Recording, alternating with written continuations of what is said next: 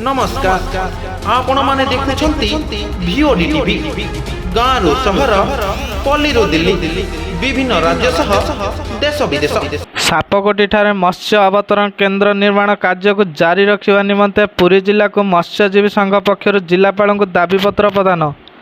पुरी सहर में 3टी घाट में माछ अवतरण केन्द्र को सापकोटी ठारे एथिपाई कार्यक्रम चलीथिला किंतु एही कार्यक्रम बंद करा जायछि।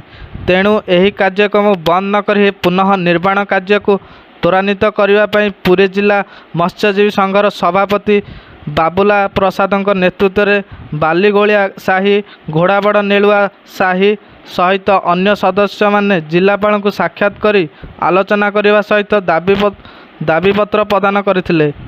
मो ना बाबुला प्रसाद, मु पुरी जिला पारंपरिक मत्स्य यूनियन सभापति।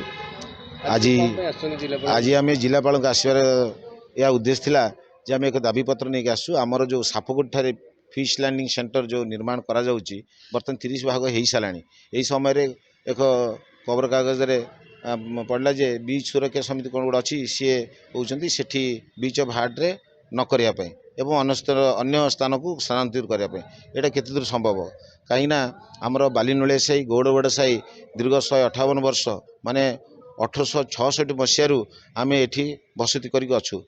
तत्कालीन ब्रिटिश गवर्नर आमको आम जेजे बापा को आनी एटी खलासी काम करने बड़ बड़ जहाज रे खलासी करी लोकों को खाद्य जगाऊलु।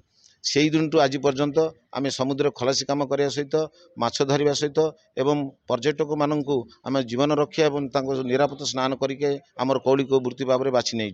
बर्तमान आमको बांकीमुहान ठारू सापकोटी पर्यंत आम माछ मारुलु बड़ बड़ बड़ जाल जाल टाणुलु किंतु से सबुतक बंद करदेकी आमको गोटे स्थान निरूपण कले। विगत दिन 2019 मसीह जो ब्लू फ्लैग बीच आसला आमर जो गांधी घाटी जो आम डंगा जाल सब रखापी अवतरण केन्द्र थिला सेठी आमको विस्थापित करिकी आमको सही सापकोटी ठारे आमर 3टी सोसाइटी अच्छी। 3टी सोसाइटी है गोटे है रत्नाकर सोसाइटी, गोटे है बुढ़ीमा सोसाइटी, गोटे सागर सोसाइटी।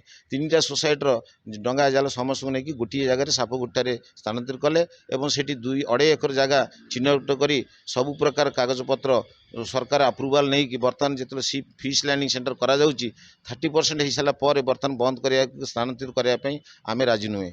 आम प्रतिवाद करुचु आमर जो स्थान आम दिखाई